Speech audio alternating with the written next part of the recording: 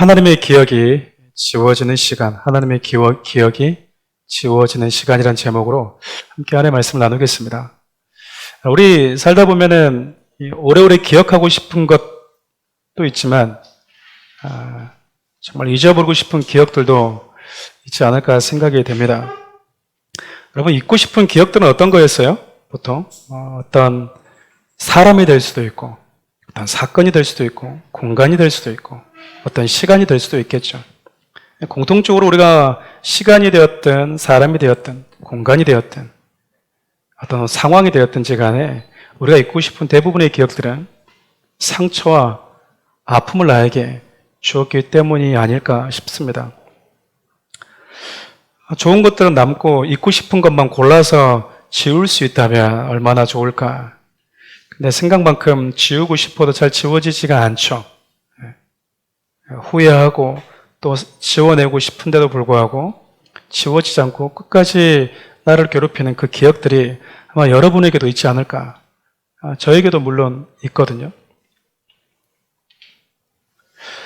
시간이란 녀석이 그 아픈 기억들을 지우는데 조금 도움은 주긴 합니다만 본질적인 치료제는 아니잖아요. 이럴 때 좋은 기억은 남고 고통스러운 기억들은 지워주는 기계가 있다면, 그 기계가 싸다면, 비싸면 어쩔 수 없지만 싸다면 좀 이렇게 어떤 한 영화의 장면처럼 이렇게 툭 이렇게 빛을 착 보면 기억이 사라지는, 하나 좀 갖고 있어도 괜찮겠다 싶은 생각이 들 정도로 아픈 기억이 있는 분들도 있지 않을까 싶어요. 이터널 션샤인이라는 혹시 영화 보셨습니까? 네. 재밌게 보셨죠? 네. 어떤 그 영화의 주인공이 아픈 기억을 지워준다고 하는 사람을 찾아가서 헤어진 여인에 대한 슬픈 기억을 지우려고 하잖아요. 그런데 좋은 기억, 안 좋은 기억 다 지워져 버리죠. 그럼에도 불구하고 헤어진 여인과 운명처럼 다시 만나서 사랑하게 된다라는 이야기인데, 아픈 기억은 사라졌지만 사랑의 마음은 지워지지 않는다라는 메시지를 담은 영화가 아닐까 싶어요. 사람들은 그토록 아픈 기억들을 지우고 싶어 한다라는 거, 누구나가 다. 여러분, 시간과 더불어서 우리 아픈 기억을 지워주거나 혹 덜 생각나게 만들어주는 것이 있어요. 그게 바로 내 자신을 비롯한 상대를 향한 용서와 사랑이라고 생각됩니다.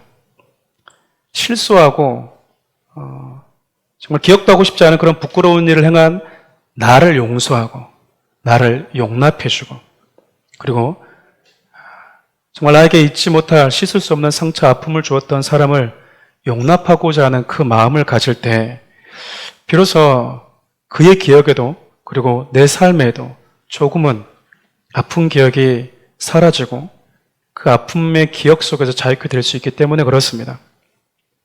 그러면서 그런 생각을 해봤어요. 창조주 하나님이신, 창조주신 하나님도 지우고 싶은 기억이 있을까?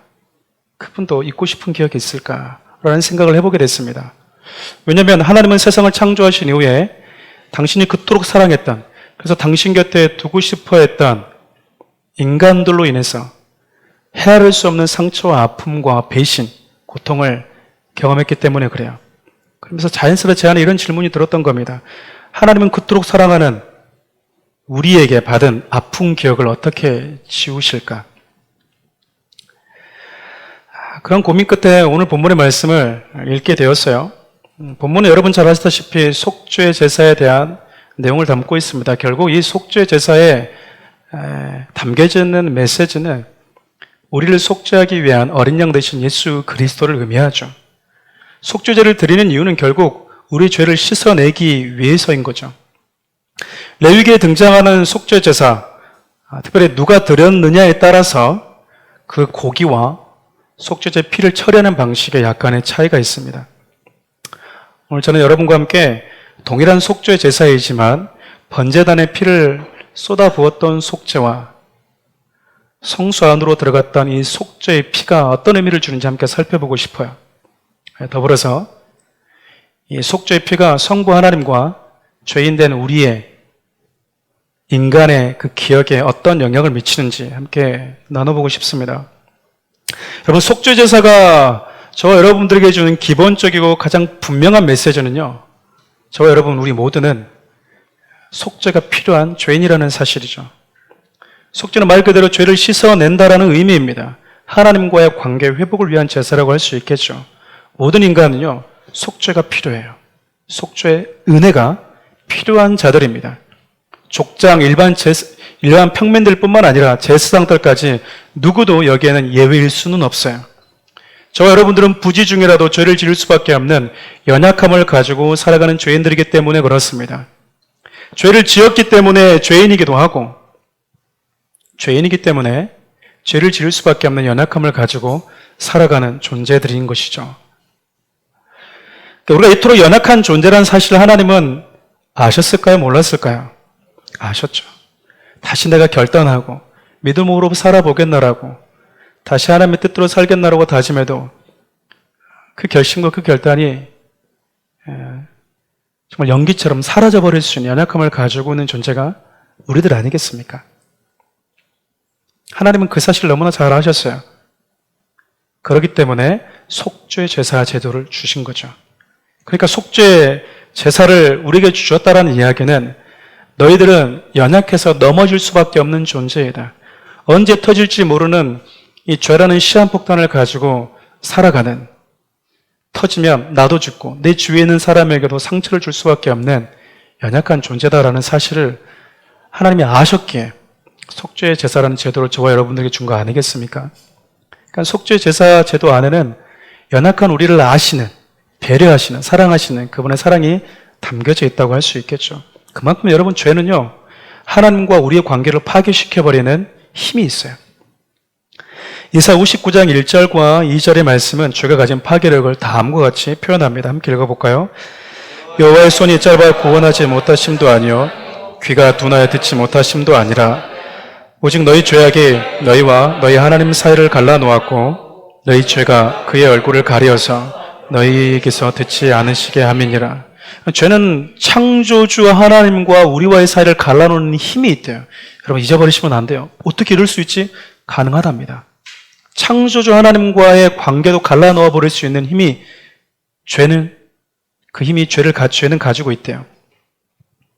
죄는 또한 하나님의 얼굴을 보지 못하게 할 뿐만 아니라 아무리 하나님을 향해서 소리쳐도 하나님이 듣지 못하게 막아버리는 힘도 가지고 있다라고 이야기해요. 하나님과의 관계를 원천 차단시켜버리는 파괴력을 가지고 있는 것이죠. 로마서 6장 23절은요. 죄라는 이 존재가 결국 죽음이라는 결말로 치닫는 저주를 가지고 있다라고 이야기를 합니다. 죽음이라는 운명이, 그리고 죽음이라는 결과가 운명처럼 정해버려진 그 근본적인 원인이 성경은 죄라고 이야기를 해요. 때문에 죄는 인간들에게 있어서 정말 아프고 저주스럽고 잊어버리고 싶은 기억이 아닐 수 없죠. 근데 여러분, 죄 때문에 죽어가는 인간을 바라보시는 하나님에게도요, 인간이 지은 죄는 고통이었고 아픈 기억이었다는 사실입니다. 그러면서 속죄제는요, 인간뿐만 아니라 하나님에게도 너무나 소중한 시간인 거야. 속죄제사는 저와 여러분들만을 위한 시간이 아니라 성부 하나님을 위한 시간이기도 했다라는 거죠. 본문을 근거로 보면 속죄제사를 드리는 방식에 대해서 조금 더 자세히 살펴보면 좋겠습니다. 먼저 속죄제사를 드릴 때 가장 중요한 게 제물인데, 제물은 반드시 거룩해야 된다라고 이야기합니다. 흠이 없어야 된다라는 이야기죠. 우리 레위기 6장 25절 상반절 말씀 함께 읽어볼까요? 아론과 그의 아들들에게 말하 이르라. 속죄제의 규례는 이러하니라. 속죄제 제물은 지극히 거룩하니라. 그냥 거룩한 게 아니라 지극히 거룩하다. 거룩이라는 표현을 쓸 수 있는 최상의 표현을 쓴 거죠. 속죄 제물은 지극히 거룩해야 한다고 말씀하시는 이유가 뭘까? 속죄 제물은 죄를 처리하는 제물이기 때문에 그래요. 죄를 처리하는 제물이기 때문에. 여러분, 이런 관점에서 본다면 거룩은 어떤 추상적인 관념이나 개념이 아니라요, 죄를 처리하는 능력이라고 할 수 있어요. 하나님이 거룩하시다, 그분이 거룩한 분이시다라고 하는 것은 그분이 죄를 처리할 수 있는 능력을 가진 유일한 분이시다라는 의미가 담겨져 있는 거죠. 거룩한 분만이 부정한 자들을 거룩해 할 수 있는 능력을 가지고 있어요. 여러분, 그래서 예수님은 부정한 죄에 감염된 아담의 씨가 아니라 거룩하고 흠없는 성령으로 잉태될 수밖에 없었던 거예요. 많은 분들은 어떻게 예수님이 남녀에 관계없이 여성의 몸에서 태어날 수가 있냐라고 말하지만, 여러분, 여성의 몸에서 태어나게 됐다면, 남녀의 관계 속에서 예수님이 태어났다면 그분은 저와 여러분들을 위한 거룩한 속죄 제물이라는 자격에서 비달이 될 수밖에 없어요. 그분이 거룩한 제물이 될 수 있었던 건 아담의 생명을 가진 흠 있는 제물이 아니라 정결하고 거룩한 흠 없는 제물이었기 때문에 가능한 겁니다. 또 여러분, 속죄 제물을 드리다가 이 제물에 담겨져 있는 피가 잡다 보면 피가 튈 거 아닙니까? 이때 이 피가 묻은 옷을 처리하는 방식도 아주 중요하게 성경에서는 다루고 있어요. 속죄 제물에 피가 묻었을 때는 반드시 거룩한 곳에서 씻어내라라고 말합니다. 그러면 속죄 제물이 거룩하고 흠 없는 것으로 준비되어져야 되는 것은 당연해요.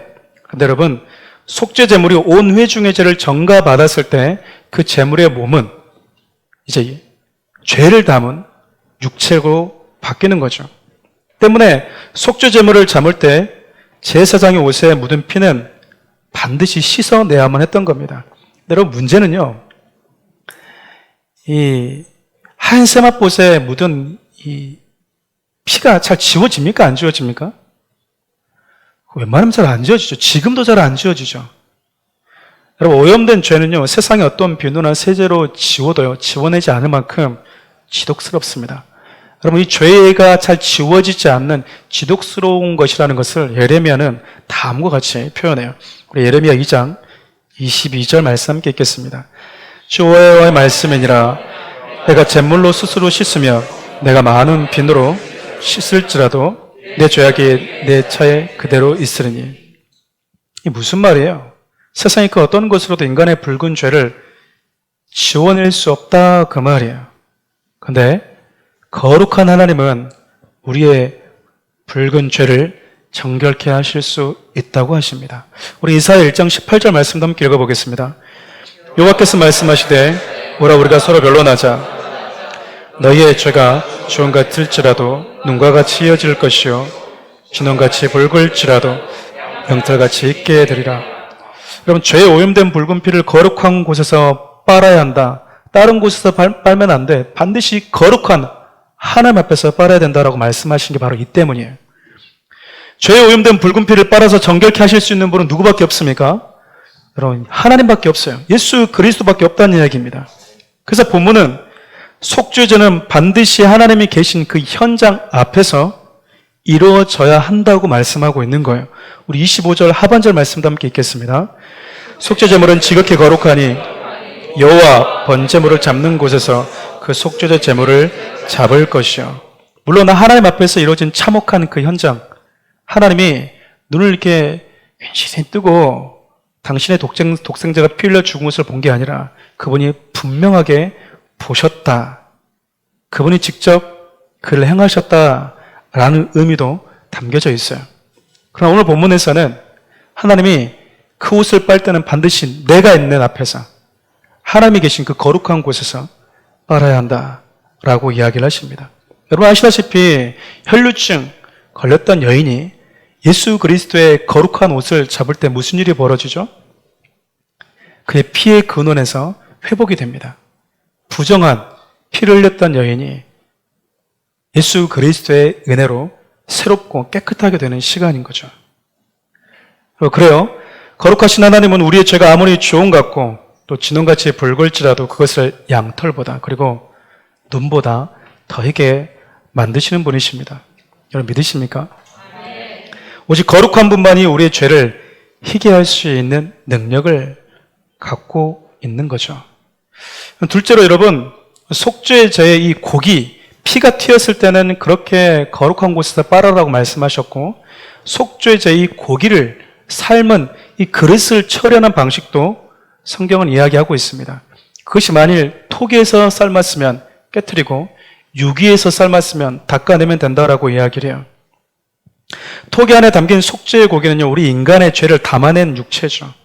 죄를 담은 고기는 우리 내면에 스며든 죄의 흔적과도 같아요. 유기에 묻은 고기 역시 마찬가지입니다. 다시 말하면 어떤 죄는 닦아냄으로 인해서 처리해야 되는 것도 있지만 어떤 것은 깨트림으로 처리해야 하는 것도 있다는 겁니다. 혹자는 이 부분을 가지고 인간의 원죄와 자범죄를 설명하기도 합니다. 저는 일리가 있다고 생각합니다.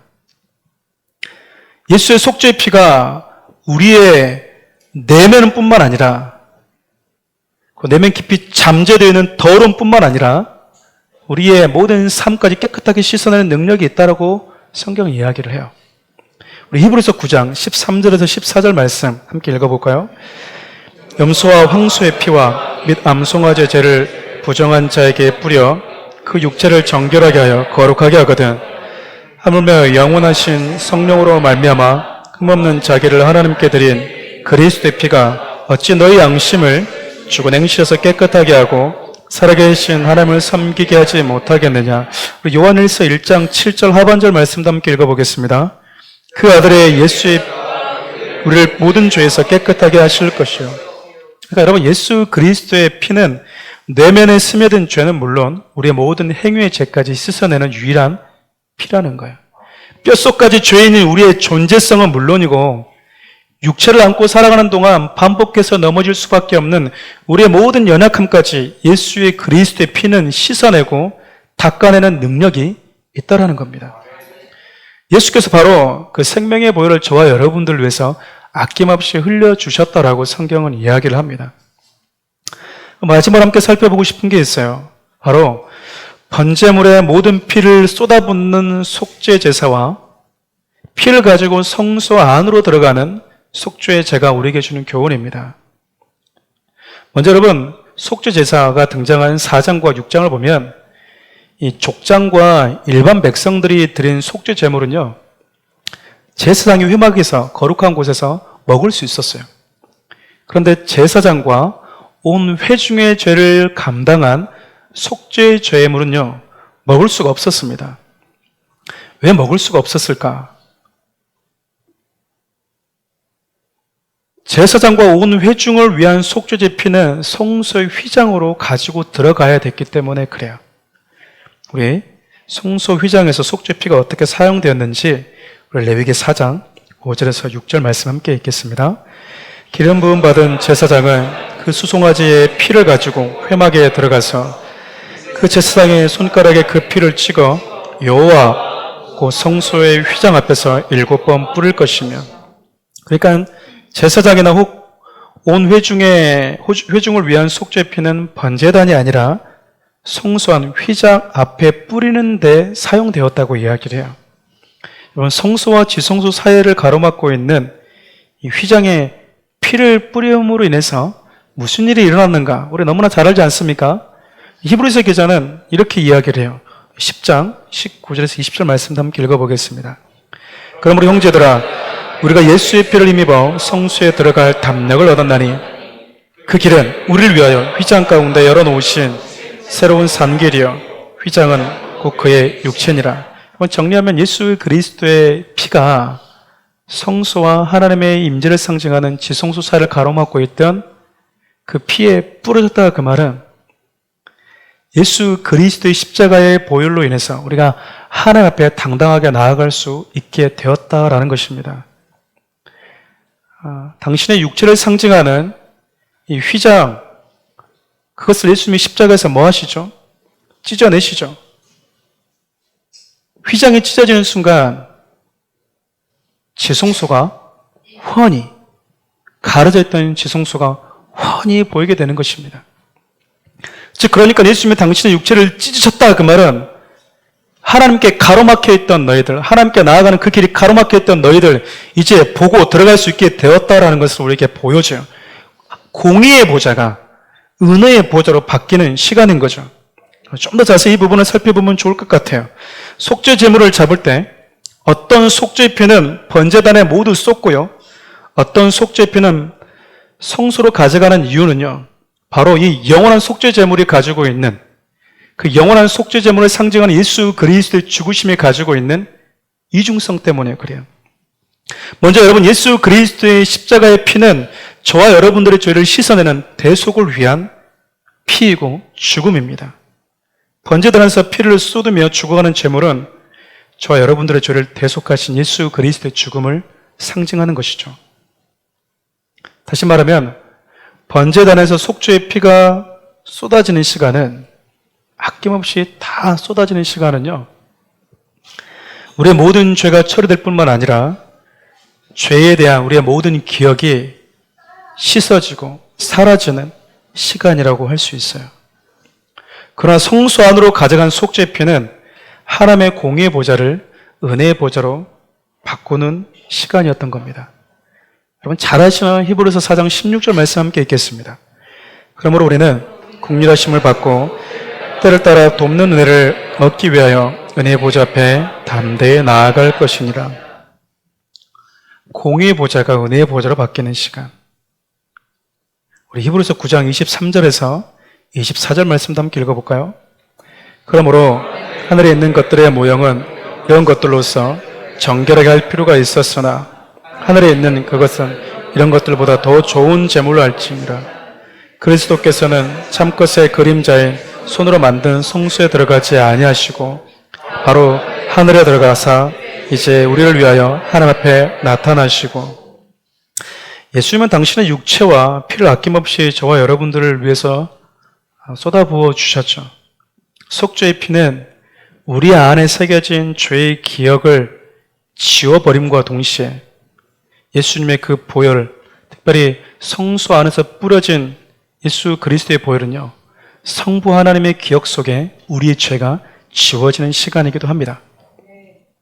결과적으로 여러분, 예수 그리스도의 피 흘리심은 우리의 모든 죄의 기억이 사라지는 시간이고, 동시에 성부 하나님께서 당신의 기억 속에 저와 여러분들 향한 모든 아픔과 고통과 수치를 지워내는 시간이기도 했던 거예요.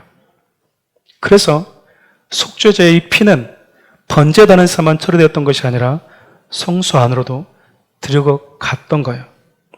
전능자의 기억이 지워지는 것, 어쩌면 전능하신 분이기 때문에 가능한 겁니다. 하나님의 전능하심, 특별히 저와 여러분과의 관계 속에서 하나님의 전능하심은 우리의 죄를 기억지 않음으로 인해서 드러나기 때문에 더더욱 그래요.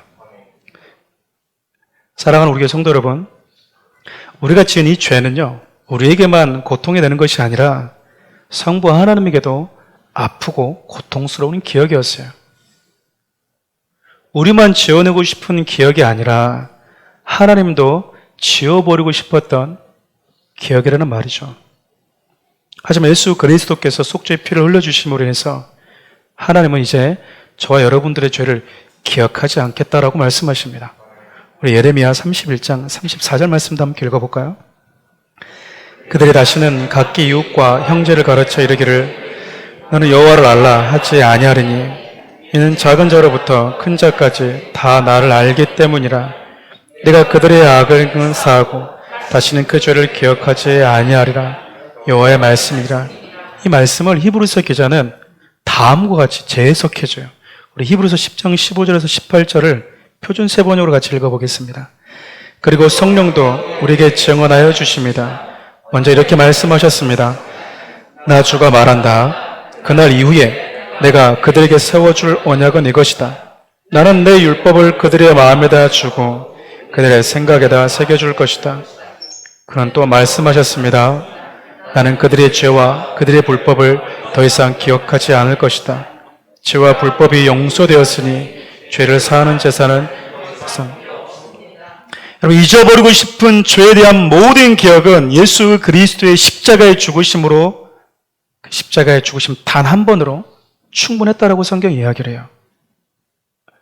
서두에 좋아하는 분들이 있고 또 좋아하지 않은 분들이 있었지만, 잠깐 언급했던 이터널 선샤인이라는 이 영화, 좋은 대사가 몇 개 있더라고요. 기억은 지워져도 사랑은 지워지지 않습니다. 사랑은 그렇게 다시 기억된다. 저는 이 두 표현이 참 마음에 들었어요. 기억은 지워져도 사랑은 지워지지 않는다. 사랑은 그렇게 다시 기억된다. 사랑한 사람이 떠났잖아요. 아프죠.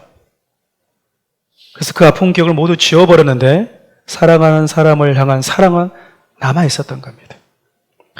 저는 하나님 역시 우리를 향해서 이런 마음이 아닐까 생각해 봤어요. 인간이 범죄한 이후 하나님을 떠났을 때 그분이 받았을 고통과 배신과 우리로 말하면 속상함, 다시는 아담이 지었던 그 죄를 기억하고 싶지 않을 만큼 그분에게는 그 시간이 괴로운 시간이지 않았겠어요? 지워버리고 싶었던 그 시간들, 하나님에게 고통스러웠던 그 아픔의 기억들. 그런데 예수 그리스도께서 친히 속죄 피를 흘려주심으로 인해서 하나님의 그 아픈 기억을 씻어주셨다라는 거죠. 예수님은 우리의 모든 죄와 저주스러운 기억을 지우셨을 뿐만 아니라 성자 하나님이신 예수님은요, 친히 당신의 보혈을 들고 하나님 보좌 앞으로 나아가서 우리의 죄로 인해서, 우리의 죄에 대한 기억으로 인해서 고통스러워하시는 성부 하나님의 마음까지 어루만지셨던 겁니다. 전능자가 전능자의 마음, 기억 속으로 들어가 그 아픔을 어루만지는 시간이 바로 속죄의 피를 들고 예수 그리스도께서 들어가는 시간이었던 겁니다. 말씀을 정리하려고 합니다. 서두에 제가 예수 그리스도 속죄피는 저와 여러분들을 위한 것이 아니라 성부 하나님께도 정말 중요한 시간이었다고 말했던 이유가 바로 그것 때문에 그렇습니다.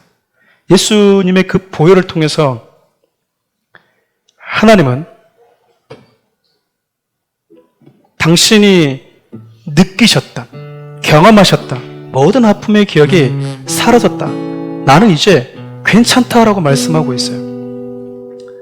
여러분, 나에게 상처를 주었던 사람이 다시 눈앞에 보일 때요, 괴로운 겁니다. 그런 사람 있지 않습니까? 지나가다가도 마주치고 싶지 않은 사람, 나의 과거를 알고 있는 사람, 나의 흐물을 알고 있는 사람, 나의 아픈 기억을 가지고 있는 사람, 다 알고 있는 사람, 안 만나고 싶죠? 야, 너 학교 다닐 때, 야, 너 그 찌질이, 내 과거의 그 부끄러움과 아픔을 다 알고 있는 친구들, 지나가다도 만나면 피하고 싶죠? 나 아닌데. 저와 여러분들이 하나님에게 그런 기억이었더라는 거예요. 얼굴 보면 생각나는 거죠. 아픈 거죠. 괴로운 거죠. 근데 그 하나님이 예수 그리스도의 피에 어루만져지신, 예수 그리스도의 피로 어루만져지신 하나님이 저와 여러분들 향해서 이렇게 얘기해요. 나 괜찮다. 너를 봐도 이제 괜찮다라고 말씀하는 거죠. 그 말씀이 이사야 45장 25절 이렇게 기록되어져 있어요. 함께 읽어볼까요? 나 곧 나는 나를 위하여 내 허물을 도말하는 자니 내 죄를 기억하지 아니하리라. 내 죄를 뭐하지 아니하리라. 여러분, 하나님이 기억하지 않는다, 그 말은 무슨 말일까요? 너만 보면 생각났던, 지워버리고 싶었던 그 아픔의 기억, 기억나지 않는데요. 내 머릿속에 그런 기억이 없어. 여러분, 예수 그리스도의 속죄의 보혈이 하나님이란 공의 보좌를 은혜의 보좌로 만들었을 뿐만 아니라 예수 그리스도의 보혈은 우리를 바라보시는 하나님의 기억까지 바꾸어 주셨어요. 결국 하나님은요, 당신의 완전한 사랑으로 죄에 대한 고통스러운 기억을 지워버리신 겁니다. 처음 창조하셨을 때 당신 곁에 두기로 선택하셨던 저와 여러분을 창조하셨을 때 그분이 가하셨던 그의 뜻한 사랑만 남겨놓고 다 지워버린 거예요.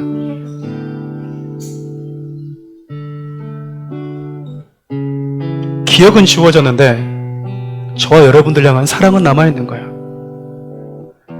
저와 여러분들이 하나님께 실수 수 없는 아픔은 주었는데 우리 주님의 보혈을,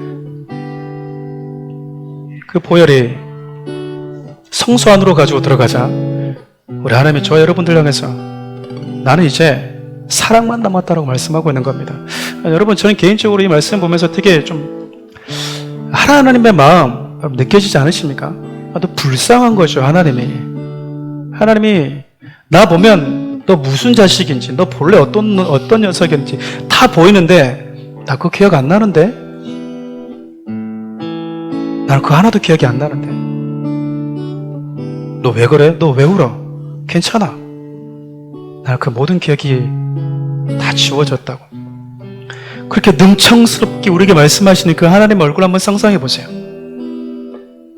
죄의 자식이었고 씻을 수 없는 당신에게 아픔을 주었던 우리 얼굴 볼 때마다 생각이 날 텐데, 덤덤하게 아픈 기억은 사라지고 너를 향한 사랑만 남았다고 말씀하신 하나님. 사랑하는 성도 여러분, 우리의 모든 죄를 말끔히 씻어주시고 하나님 앞에 고통과 아픔이 아닌 사랑의 기억으로 남게 해주신 분이 바로 예수 그리스도세요. 나의 죄뿐만 아니라 나를 바라보실 때 하나님이 두 팔 벌려서 끌어낼 수 있게 만드신 우리를 향한 사랑의 기억으로 바꿔주신 분이 예수 그리스도라는 것입니다. 여러분, 우리 이 은혜를 받은 자들이요, 이 은혜를 받은 자들이 지금 저와 여러분들입니다. 그렇다면 우리도 그 사랑을 조금이나마 우리의 삶의 현장 가운데서 표현하면서 살아가야 되지 않겠습니까? 표현하는 이유는 딱 하나예요. 우리 주님의 고통과 아픔이 이런 것이었구나, 지워지지 않는 기억을 지운다라는 게, 용납한다라는 게 이거였구나. 우리 주님이, 우리 하나님께서 이런 아픔의 터널을 지나면서 나를 향해서 두 팔을 벌리셨구나. 그 주님의 사랑 안으로 들어가는 시간인 것이죠. 바라기는 오늘 말씀의 제목처럼 하나님의 기억이 지워지는 그 시간, 남아있는 건 저와 여러분들 처음에 창조하셨을 때, 그분이 저와 여러분들을 바라보셨을 때 가지셨던 그 사랑의 기억만 남아있는 것입니다. 그 기억으로 저와 여러분들을 바라보시는 하나님을 이렇게 찬양했으면 좋겠어요. 네, 손을 얹고, 가슴에 손을 얹고 찬양하겠습니다. 주 사랑이 나를 숨쉬게 해. 세상 그 어떤 어려움 속에도, 그 어떤 어려움 속에도 주 은혜로 나를 돌보시며 세상 끝날까지 지켜주시네. 주 사랑이 나를 이끄시네. 주 사랑이 나를 이끄시네. 내가 갈 수 없는 그곳으로, 수 없는 그곳으로 주의 사랑 나를 붙드시며 세상 끝날까지 인도하시네. 끝날까지 인도하시네. 주님만이 내 아픔 아시며, 주님만이 내 맘 어루만지네. 어느 누구도 나를 향하신 주님의 사랑을 끊을 수 없네. 주님만이 내 능력이시며, 주님만이 나의 구원이시네. 어느 누구도 나를 향하신 주님의 사랑. 우리 오른손 높이 들고 다시 한번 찬양합시다. 주님만이 내 아픔 아시며, 주님만이 내 맘 어루만지네. 어느 누구도 나를 향하신 주님의 사랑을 끊을 수 없네. 주님만이 내 능력이시며, 주님만이 나의 구원이시네. 어느 누구도 나를 향하신 주님의 사랑에서 끊을 수 없네. 아멘. 그러면 기도합시다. 예수 그리스도의 그 십자가의 피 흘리심은요, 저와 여러분들 위한 선물이었지만 동시에 저와 여러분 때문에 아픈 기억을 가지고 살아오셨던 하나님의 기억이 지워지는 시간이기도 했습니다. 내 자식이 아닌데, 마귀의 자식인데, 본질상 진노의 자녀이고 죄의 속성을 그대로 가지고 있고, 오늘 처참하게 한 마리 양이 죽어가는 것을 보면서도 또 잠시 뒤면 또 그 양을 가지고 와서 처참하게 잡을 수밖에 없는 그 연약함을 가지고 있는 죄인이라는 사실을 우리 얼굴을 볼 때마다 생각이 날 터인데도 불구하고, 그분이 저와 여러분을 바라보실 때 나는 이제 너희들의 죄를 기억하지 않는다라고 말씀하시는 그 하나님의 사랑을 여러분 좀 기억하면서 기도합시다. 우리 넘어질 수 있거든요.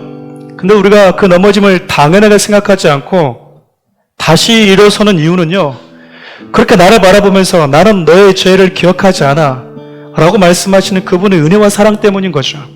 이제 함께 기도할 때 그렇게 기도합시다. 하나님 아버지에게도 예수 그리스도의 속죄의 보혈이 필요하셨습니까? 당신의 그 아픔이 지워지는 시간이었습니까? 나를 바라보실 때 나의 죄를 용서하시는 하나님만 느꼈지, 그분이 나를 바라보실 때 어떤 아픔과 고통이 있었는지를 우리가 간구하며 살아왔습니다.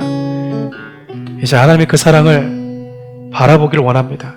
나를 바라보시면서 나 이제 괜찮다라고 두 팔을 벌리면서 나를 안아주시는 그 하나님의 사랑을 우리가 경험하고, 그리고 그 사랑을 내가 누군가에게 표현함으로 인해서 주님의 마음을 배우는 성도들, 사랑하는 우리 교회 될 수 있도록 해달라고 우리 함께 그 두 가지 기도 제목 가지고 우리 주 이름 한번 부르며 기도전에 나가도록 하겠습니다.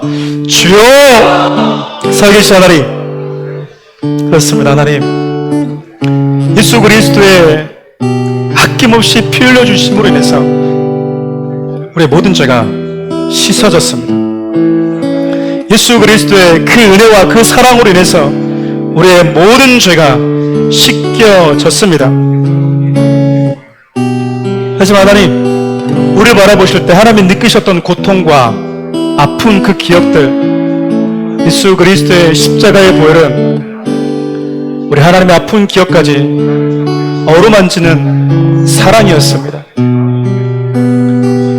예수 그리스도의 보혈이 성소에서 뿌려질 때 우리 하나님은 본질상 죄의 진노의 자녀였고 죄를 지을 수밖에 없고 또다시 연약함에 굴복할 수밖에 없는 그 연약함을 안고 살아가는 우리를 향해서 여전히 죄를 지을 가능성을 가지고 있는 우리를 바라보시면서 나는 너의 죄를 기억지 않는다고 말씀하시는 그 하나님의 사랑을 우리가 기억하며 살기를 원합니다.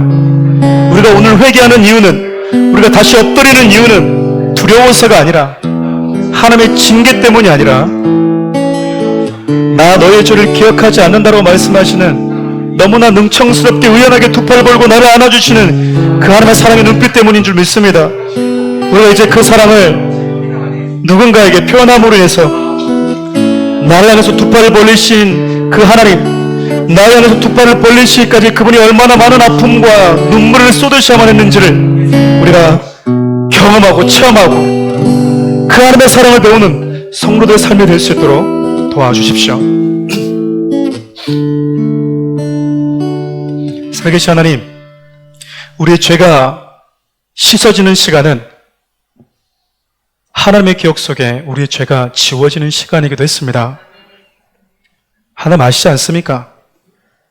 우리 정말 솔직하게 우리 오늘 넘어졌지만 내일 넘어질 수 있다는 거 하나님 아시지 않습니까?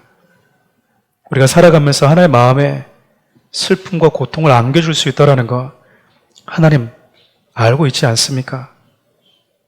그럼에도 불구하고 나는 너의 죄를 기억하지 않을 거라고 말씀하시면서 정말 능청스럽게 아무 일 없다는 듯이 두 팔을 벌려주시는 하나님, 그 하나님의 사랑 때문에, 그 주님의 눈빛 때문에 오늘도 우리가 용납할 수 없는 사람을 용납해보고 끌어안을 수 없는 사람을 끌어안아 볼 수 있는 용기를 다시금 갖게 됩니다. 아픈 기억들은 다 지워버리고 우리를 처음 창조하셨을 때 내가 너를 그렇게 사랑해서 내 곁에 두고 싶어 했다라는 그 사랑만 남겨놓으셨던 하나님, 그분의 사랑을 날마다 경험하고 고백하고 누리며 살아가는 성도를 되게 도와주십시오.